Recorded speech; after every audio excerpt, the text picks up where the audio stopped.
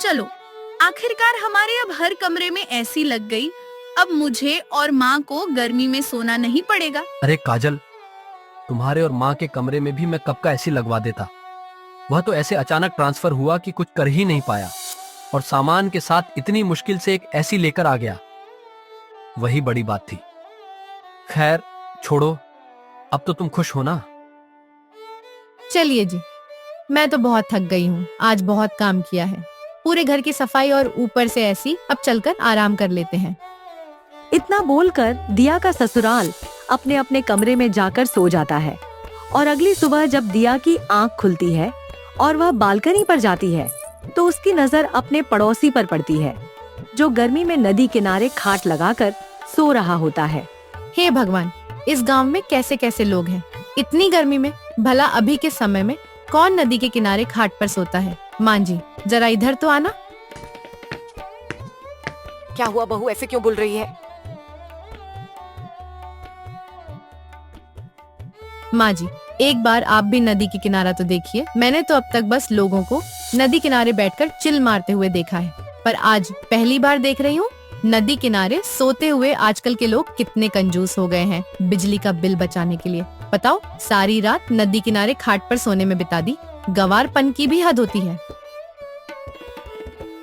इतना बोल दिया, घर के कामों में लग जाती है। तो वहीं कुछ ही देर में आशा के घर पर बिजली का बिल आता है और बिल देखकर आशा अपनी बहू पर चिल्लाने लगती है। देख रही है कर्मजाली, पूरे 5,000 का बिल आया है, वह भी सिर्फ तेरी वजह से, क्योंकि हम लोग तो रात को नदी किनारे खाट पर सो रहे हैं। एक तू ही है जिसे ज्वालामुखी फूंक रही है, जो घर में कूलर चलाकर सो रही है। माँ जी, बाहर तो फिर भी नदी के पास सोने से थोड़ी ठंडी हवा लग जाती है। आप खुद घर में 10 मिनट नहीं बैठती गर्मी की वजह से। फिर आप कैसे उम्मीद रख सकती है कि इतनी गर्मी में मैं रात भर सो पाऊंगी? अब तो कूलर भी काम नहीं कर रहा, इतनी ज्यादा गर्मी है। बहू, मुझसे बहस करने का कोई फायदा नहीं है, मैंने कह दिया। अब घर में कूलर पंखा कुछ नहीं चलेगा। अगर गर्मी बर्दाश्त ना हो तो छत पर जाकर सोना। घर में सिर्फ एक छोटा सा कूलर था। आशा अपनी बहू को वह चलने से भी मना कर देती है, जिस वजह से बेचारी सिमरन रात को कमरे में गर्मी में सो रही होती है, तो वहीं उसका पूरा ससुराल नदी किनारे घाट पर सो रहा होता है। औरों के घरों में 4-4, 5-5 ऐसी लग रही है। अभी हमारी नई पड़ोसन शिफ्ट हुई है और उनके सभी कमरों में ऐसी है। पर एक माजी है जिन्होंने 3 महीने का बिल देखकर कूलर चलाने से मना कर दिया। खुद तो नदी किनारे सो जाती है, पर मेरे बारे में एक बार भी नहीं सोचती। पता नहीं कैसे घर में शादी हो गई मेरी। ये गर्मी बर्दाश्त नहीं हो रही, छत पर ही जाना पड़ेगा।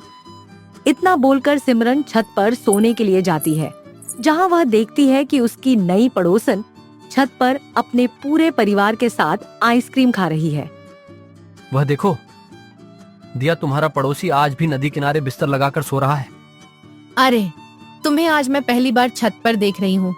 तुम्हारा पूरा ससुराल आज के जमाने में भी इतनी गर्मी में नदी किनारे क्यों सोता है? घर में एक ऐसी क्यों नहीं लगवा लेते?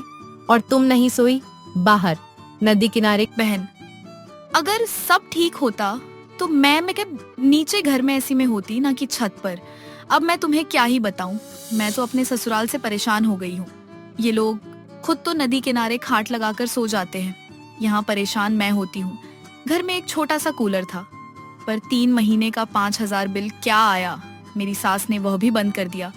बस यही वजह है कि आज मैं छत पर सोने आई हूँ। यह तो तुम्हारे साथ बहुत गलत हो रहा है बेटा, तुम्हें इसके खिलाफ आवाज उठानी पड़ेगी। मैं तो कहती हूँ नदी गंदी कर दो, ताकि यह लोग सो ही ना पाए जब खुद गर्मी में सोएंगे, ना तो अपने आप ऐसी लेकर आएंगे। इतना बोल शांति अपने परिवार के साथ नीचे चली जाती है, पर सिमरन को शांति का आइडिया बेहद पसंद आता है और अगले दिन वो जानबूझकर सारे गंदे कपड़े, बर्तन और कूड़ा लेकर नदी में डाल देती है और नदी किनारे ही बैठकर कपड़े धोती है। बहू, वैसे तो तुझसे गर्मी बर्दाश्त नहीं होती और आज तू नदी किनारे बैठकर कपड़े धो रही है। माँ जी, घर में एक ही कूलर है, आपने वह भी चलाने से मना कर दिया। और मेरे अंदर इतनी हिम्मत नहीं कि मैं नदी से पानी अंदर ले जाकर गर्मी में कपड़े धो। यहाँ भले ही थोड़ी धूप लग रही है, पर कम से कम मेहनत तो कम है। जैसी तेरी मर्जी बहू, इतना बोलकर आशा बाजार चली जाती है, क्योंकि आज सिमरन ने धूप में काम किया था, इसलिए उसकी तबीयत खराब हो जाती है और दिया उसे अपने कमरे में ले जाकर एसी में बैठाती है। काजल सिमरन के लिए मैंगो शेक बनाकर ले आऊं और रुआबजा भी। बहुत गर्मी हो रही है तुम्हें। इतनी धूप में नदी किनारे बैठकर कपड़े नहीं धोने चाहिए थे।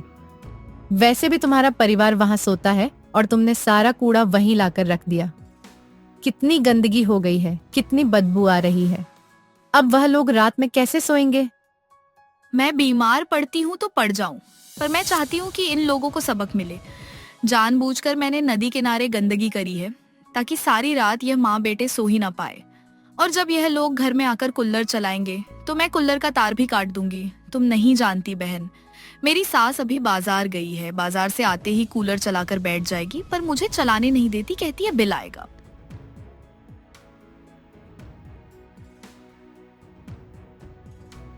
यह तो आपके साथ बहुत गलत हो रहा है।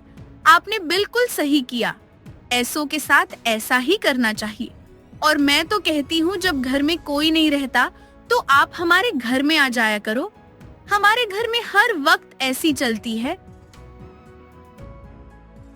सिमरन, हम दोनों के घर की छत जुड़ी हुई है। मैं तो कहती हूँ रात को तुम मेरे घर आ जाना। काजल अकेली सोती है और सुबह होने से पहले अपने घर चली जाना, किसी को पता नहीं चलेगा। आप लोगों का शुक्रिया मेरे बारे में इतना सोचने के लिए। अभी मैं चलती हूँ। अगर मेरी सास आ गई तो बेकार ही मेरी वजह से आप लोगों को भी सुनाएगी।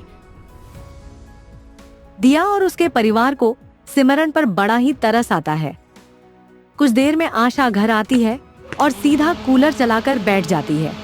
और रात को एक बार फिर सिमरन का ससुराल नदी किनारे चादर ओढ़कर सो जाता है, तो वही रात के अंधेरे में सिमरन छठ लांग कर दिया के घर जाती है और सारी रात काजल के कमरे में ऐसी चलाकर सोती है। काजल, मुझे अपने साथ सुलाने के लिए तुम्हारा शुक्रिया। बहुत दिनों बाद चैन से सो पाई हूँ। अभी मैं चलती हूँ, इससे पहले मेरे घर वाले उठ जाएं। और नदी पर मुझे गंदगी भी तो करनी है ताकि एक रात यह भी गर्मी बर्दाश्त कर सके।